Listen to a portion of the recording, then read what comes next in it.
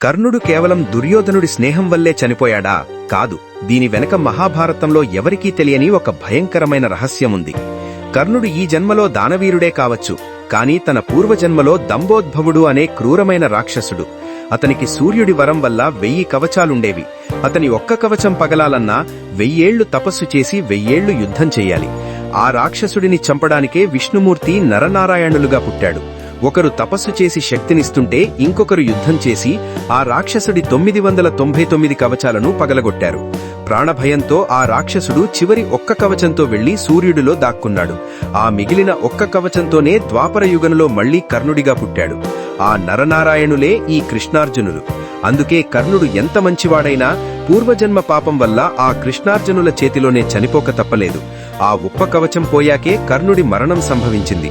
దీన్ని బట్టి అర్థమయ్యేదేంటంటే కర్మ ఎవర్నీ వదిలిపెట్టదు. ఈ వీడియో మీకు నచ్చితే లైక్ చేయండి, షేర్ చేయండి. మా ఛానల్ని సబ్స్క్రైబ్ చేయండి. పూర్తి వీడియో కోసం కింద ఉన్న ప్లే బటన్ని క్లిక్ చేయండి.